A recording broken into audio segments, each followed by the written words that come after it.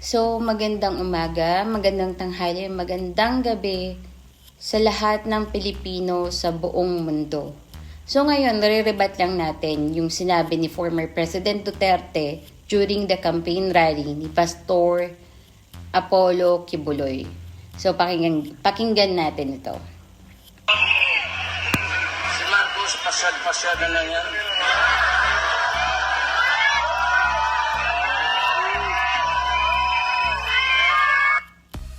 So narinig nyo yun, guys. Ngayon, meron ako napanood na video na sinabi patungkol kay President Duterte or former President Duterte noong presidente pa siya na umattend siya ng ASEAN event sa Singapore. So pakinggan natin to. Guys, crap. Si Duterte sa ASEAN meetings, late siya, natutulog. BBC News. Yung mga major vloggers. Duterte skips ASEAN meetings for power nap. Oh my God. Ibig sabihin, President Duterte, tutulog ka daw po nung ASEAN meeting. Power nap daw po eh. Power naps. Guys, grabe naman. I mean, for someone na ganyan ang track record, na BBC level ka na, hindi pa yata na-interview. Imagine, BBC. Ang naglagay. Actually, nakita ko rin yan sa Google. Nakalagay nga doon. Major vlogger sa BBC, no? Bilang, pag in-interview mo yan, bilang, ito guys, may international, natutulog lang siya. Natutulog lang siya. Imagine mo, umattend ka ng ASEAN event, tapos tutulog-tulog ka lang. Di ba napakahalaga ng mga discussion during the ASEAN event? Dahil una sa lahat, ang pinag-uusapan doon ay ang for economic growth, meron din yung increased competitiveness, meron din yung equitable development, and integration within the global economy. So, kung matutulog ka doon, ano ang mapapala ng bansang Pilipinas? Ng mga Pilipino? Wala. Kasi, tulog ka habang nagdi-discuss sila ng mga important topic. Oh my God! Sana all. This is BBC. Philippine President Rodrigo Duterte missed several meetings at the regional summit because he was taking quote power naps. Ayon sa kanyang spokesman, hindi yata si Harry yan. Hindi. Sabi naman niya, nung tinanong siya, sinabi niya, what's wrong with my nap? Of course, there is something wrong, former President Duterte. Dahil kasi, anong mapapala natin kung matutulog ka doon? Nag-aksaya lang ng pera na galing sa mga taxpayers. 'Di ba?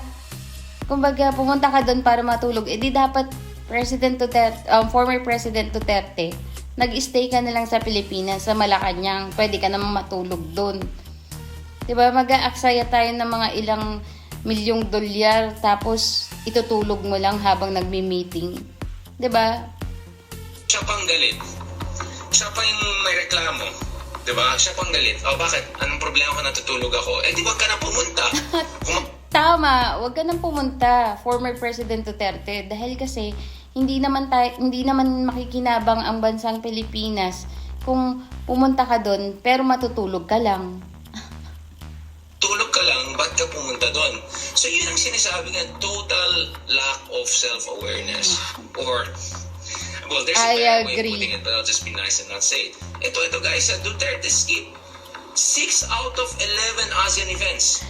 Imagine 6 out of 11. So, lampas kalahati. 'Di ba? Kumbaga, 5 lang yung na-attendan mo, 6 hindi ka naka-attend dahil kasi natulog ka. 6 out of 11 ASEAN events, he skipped it. 6 out of 11 ASEAN events. Oh my God. He skipped it. So, pumunta ka sa isang event, you're gonna miss lampas sa kalahati ng total event. Tama, lampas sa kalahati. Dahil kasi imagine mo, 5 yung na-attendan mo, 6 tinulugan mo. 'Di ba? Pumunta ka pa doon. Di bakit ka pa gumastos doon? Tama. Nagsayang ka ng pera, nagsayang ka ng oras, di ba? Ito yung sabi ni Tama. Panelo, last night, the president Ito yung mga palusot blues na si Attorney Panelo na to. Ito daw yung sabi ni Attorney Panelo. worked late and he had only less than 3 hours left. Grabe naman. Siyempre, napakagod siya sa gabi kasi sa gabi lang siya nag-work ng midnight kasi tulog sa araw. It is unfortunate that the Ganun pala yun, si former President Duterte, tulog sa umaga, gising sa gabi, nagtatrabaho sa gabi. best schedule today was at 8:30 a.m. Wait. Parang kasalanan pa ba ng ASEAN na may events sila? I mean, 'di ba, pag pupunta ka sa mga ganitong event, dapat pinaghahandaan 'to. 'Di ba? Dapat you're at your best dahil kasi ang pinipresent mo ay ang buong bansa ng Pilipinas, 'di ba? Tayong mga Pilipino, ikaw yung representative namin dahil kasi ikaw yung namumuno, ikaw yung leader, ikaw yung ama ng Pilipinas. So bakit ka po natulog? 9 a.m. and 8 a.m. Parang kayo pang mali na may meetings kayo ng 8:30 a.m. Ito quote kay Salvador Panelo. My goodness, those people. Diba? In those instances where he did not attend, meaning ASEAN-Australia Informal Breakfast Summit, the 20th ASEAN Republic of Korea Summit, o 20th anniversary pa yan. Imagine, mga malalagong bansa to. 'Di ba? Malalagong bansa sa mga super powerful country ang mga nandito, pero natulog ka lang. Republic of Korea, tsaka mahalaga pa yan. Yeah. Launch hosted by Singapore Prime Minister Lee Hsien Loong and the Second Regional Comprehensive Economic Partnership Summit. Lahat yan na-skip niya, guys. Oh He my skipped those God. entire sets of meetings with Korea, with Australia, with Singapore. So, tignan nyo guys, si PBBM, pumupunta siya dahil kasi, pero meron naman tayo napapala. So, nakakakuha tayo ng mga investors, nakakakuha tayo ng mga, kumbaga natututo tayo kung ano yung mga meron sa iba't ibang bansa na pwede nating bitbitin sa Pilipinas. Unlike ni former President Duterte na a-attend siya, pero tulog naman, 'di ba? On Regional Comprehensive Economic Partnership, lahat niyan, tinulog lang yan. Alright? Kasi ito pa, sabi ni Panelo, and he found it amusing that some quarters were making a big fuss. Of course.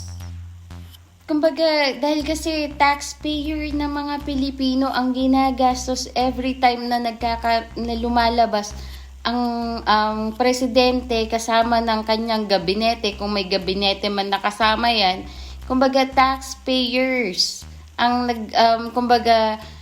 nagbibigay niyan. Lahat ng mga nagbabayad ng buwis sa Pilipinas. So, bakit ganun ang nangyari? The president is skipping these events. Wow. Tayo pang mali, guys. Tayo pa ang masama. Pasensya na, wala tayong sekretary. So you guys, I mean, I'm just telling you, someone has to remind these persons. Kaya, pero bago magsalita yung iba, sana naman, di ba? Sana naman, ayusin nyo naman bago kayo magsalita dyan, di ba? Ayusin nyo yan. Nasigurado yung tanong na nandun kayo sa power, hindi kayo nag-junket lang. Worse than junket, tinutulugan nyo lang mga meetings. Tama. Tinutulugan yung mga meetings instead na makakuha tayo ng mga new ideas kung paano mapapalago yung bansa natin, kung ano yung mga pwede nating gawin, 'di ba? Tapos pagdating dun sa Pilipinas, anong bago? Ano ang kumbaga ano yung pwede nating i-apply sa Pilipinas? Ay, nakatulog ako nun eh. Pasensya na. Pwede ba yun? Sinayang nyo lang taxpayers money, sinayang nyo lang. Tama, sinayang yung taxpayers money. Tama. Yung dignidad na ating bansa, yung Tama. So ngayon, pag-usapan naman natin kung ano ang ginawa ni President Bongbong Marcos nung nagpunta siya sa Germany at Czech Republic. Dahil kasi sinabi ni former President Duterte na pag-gala-gala lang daw siya. Sige, discuss natin yan. Czech Republic, diplomatic discussion with Czech leaders focusing on trade, investment, and welfare. Yun ang kanyang naging layunin. So, itagalog natin. Number 1, mapagtibay ang ating pakikipagkaibigan sa Europa upang masiguro ang kapayapaan at pag-unlad. Number 2, palawakin ang ating komersyo at kalakalan. At number 3, maitaguyod ang kapakanan at kaligtasan ng mga manggagawang Pilipino na nasa Czech Republic. O 'di ba? Ang ganda ng kanyang ginawa, hindi lang siya natulog. 'Di ba? Ngayon pumunta naman tayo sa Germany. So, nung nagpunta si President Marcos sa Germany, he secured 4 billion worth of business deals and strengthened bilateral ties between the two countries. But the president stood firm before German Chancellor in regarding the ICC or International Criminal Court has no jurisdiction whatsoever about the Philippines as it is. Remains to have a working judicial system, laws enforcement mechanism. So which means, 'di ba, kahit na ganun ang ginagawa ni President Duterte, kung ano yung sinasabi niya kay President Marcos is, kumbaga, pinangangalagaan pa rin niya, pinoprotektahan niya si President Duterte at hindi niya hinahayaan na makapasok ang ICC sa ating bansa. 'Di ba?